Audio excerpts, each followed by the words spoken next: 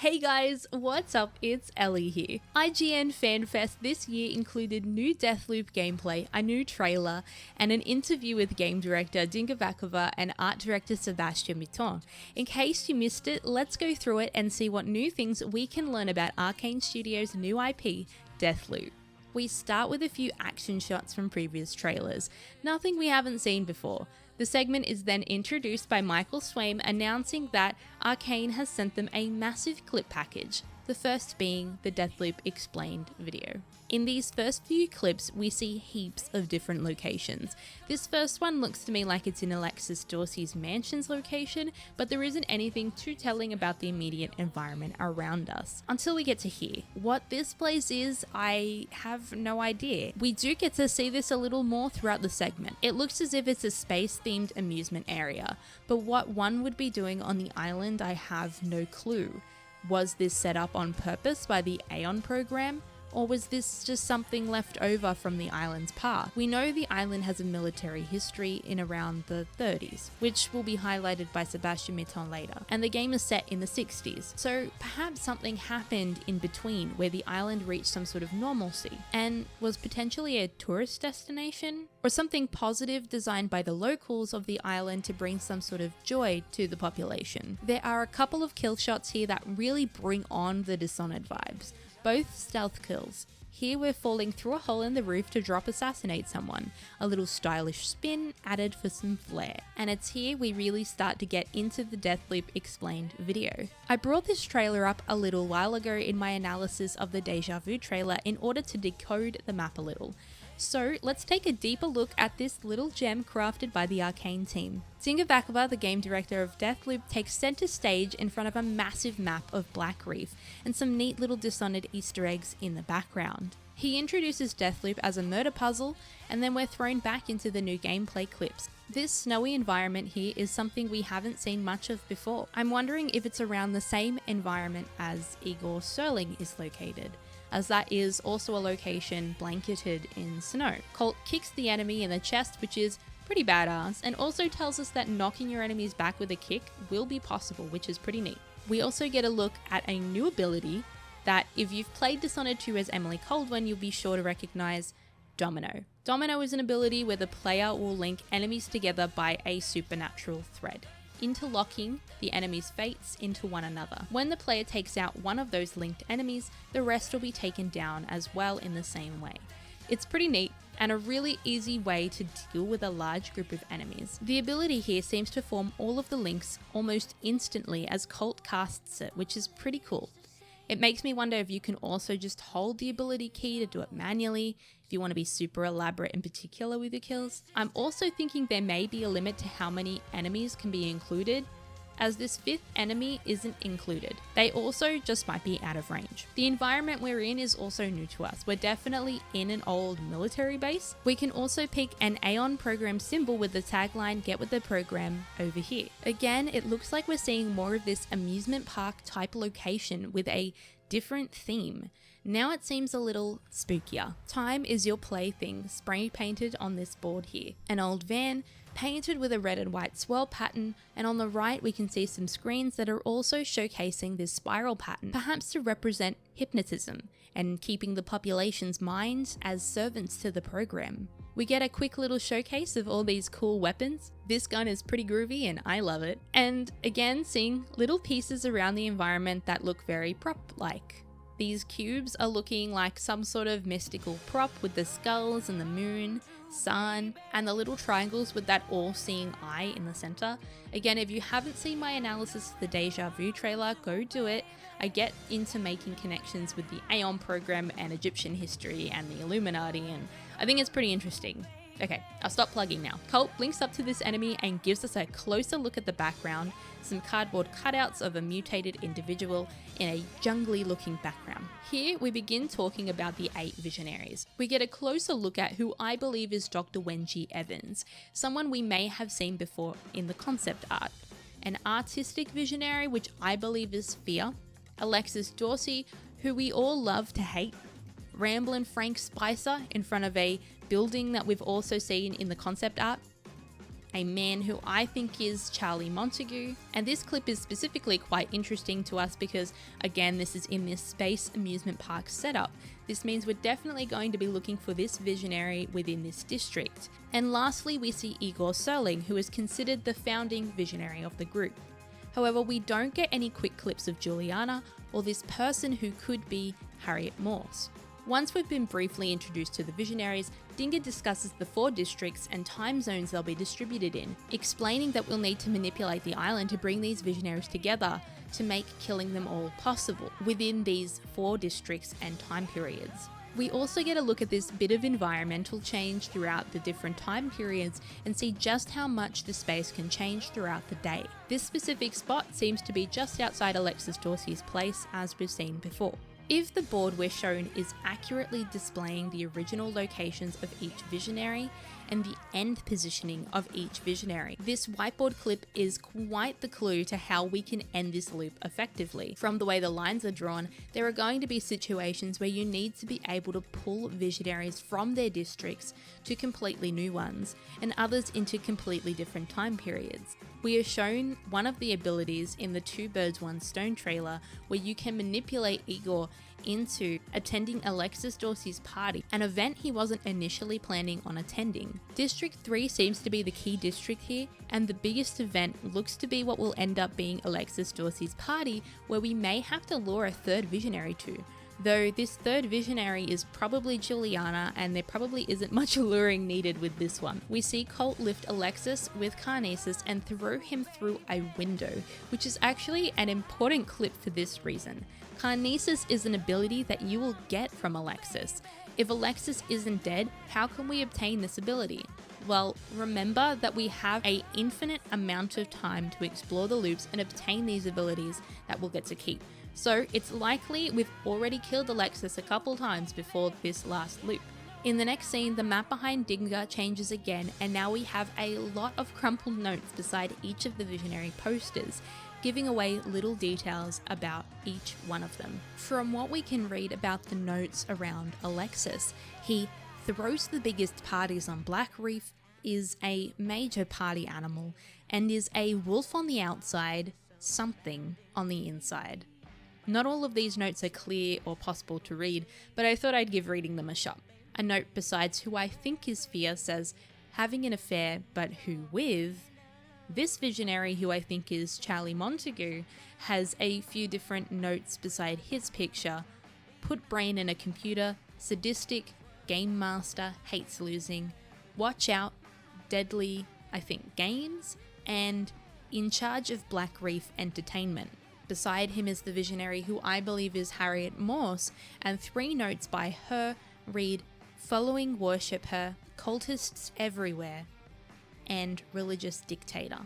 The note above Rambling Frank Spicer reads, hosts an something radio show, but I can't read the one below him. Igor Serling has notes saying, one step away from psychotic breakdown, not so brilliant scientist, and lots of radiation around here, which I think has to do with his experiments and powering the tech he builds, as well as the massive arc controlling the loop. Dr. Wenji Evans above him noting that she can be in 2 or 3 places at once, which makes me think that we might have some sort of cloning ability available to us, like Doppelganger in Dishonored 2, and another note reading, studies time something in secret lab. Lastly, Juliana's notes aren't as informative, they're mostly questions. How does she remember everything? Who is she? Why is she hunting me? And she's got eyes everywhere.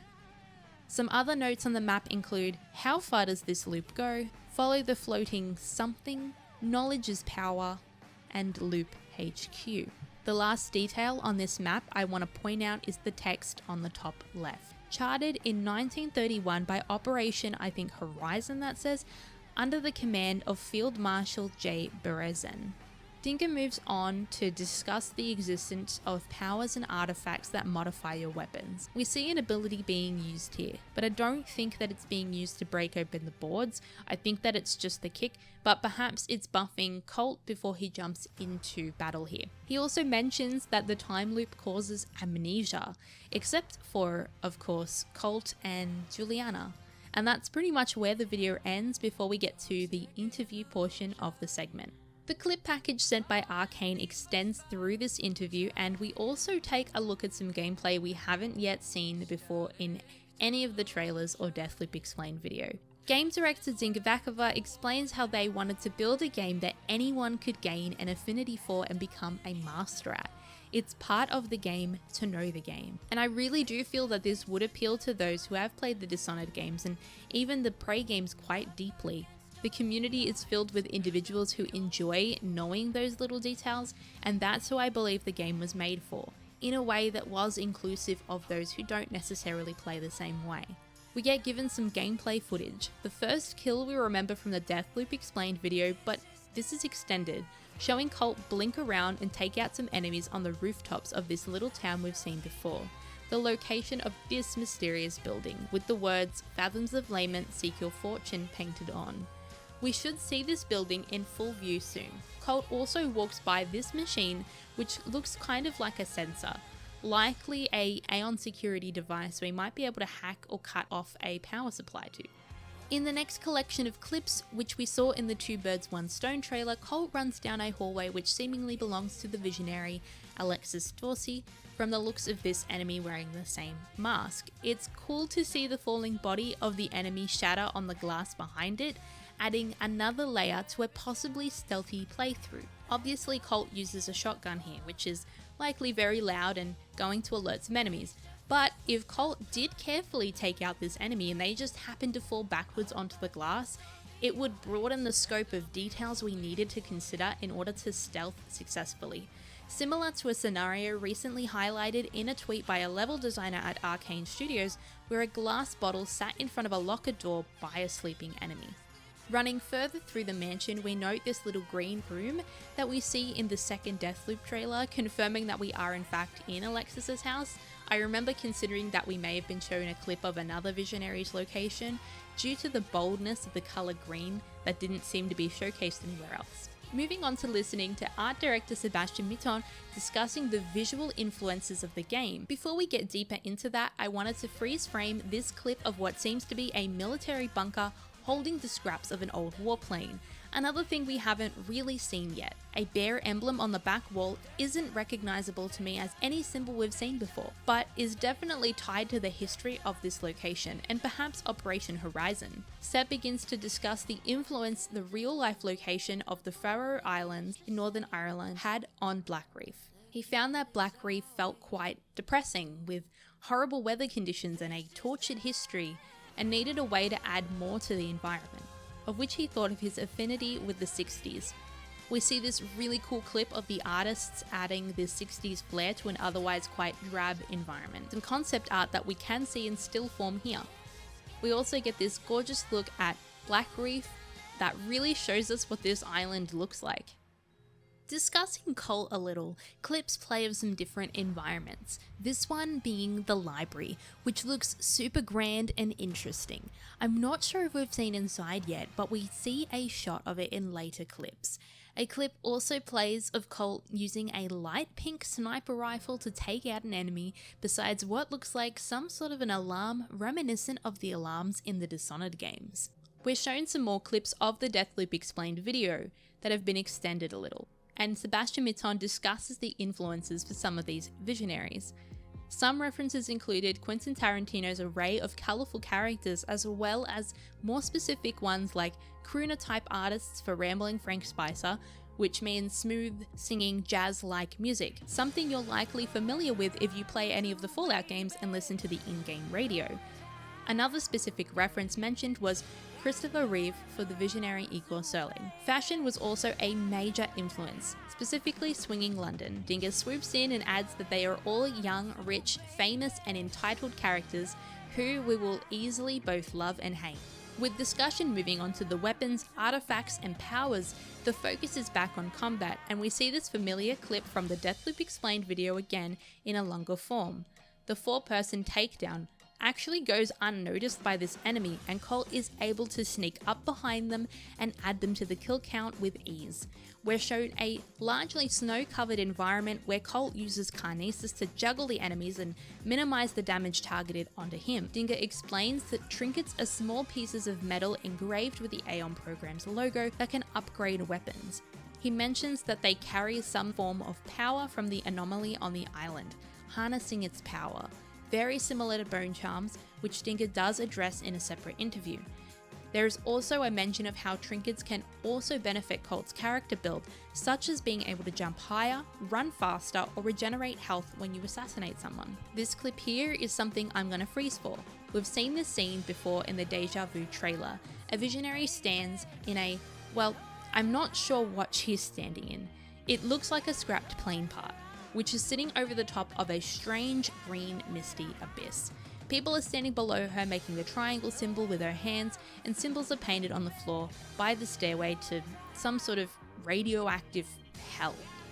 On this island, people do not fear death, and I'd honestly be surprised if this wasn't some other kind of death cult. And we have an idea that this might be a radioactive substance, not only because it's green, but because we've also noticed this note on the map stating that there was a lot of radiation here. This may have to do with the island's military past, but it also might be the power source for the massive ark or dish, as Seb labels it in this interview.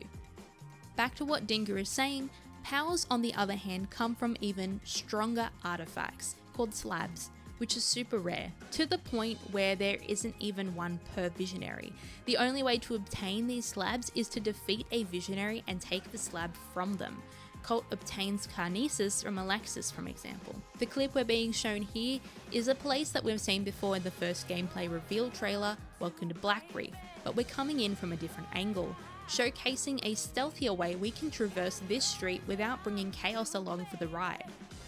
Different pathways are discussed towards the end of the segment. A fan question asks whether there are multiple ways to eliminate our main targets. Dinger answers this question by saying yes, there are different opportunities and ways to use the environment depending on the time of day, etc., while you're trying to understand the loop. But realistically, in order to break it, you need to solve the puzzle of what needs to happen, where and when exactly, because it needs to happen in a single loop, in one day. The choices will inevitably be narrowed down based on what suits those parameters. We also get some clips of what looks like Igor Serling's location in different time periods while he answers this question. A second fan question is aimed at Seb about how the new gen, now current gen consoles have impacted the development of Deathloop. Seb tells us that there were several things they could do better thanks to the new gen. For example, 4K textures and a better frame rate, but also better load-in times for larger levels. Though the island of Black Reef was revealed to be smaller than Karnaka, the district levels are actually a lot larger than those in Dishonored 2 or Death of the Outsider. We get a good look at some of the unique level designs awaiting us. It looks like more of that amusement style district that we will likely find Charlie Montague, and I really think that it's going to be my favourite district. Its design is just so unique and wacky, and we also get a look at an in-game version of the Concedo jukebox from the concept art, which is pretty neat. And I'm hoping that there's something we can interact with in the world.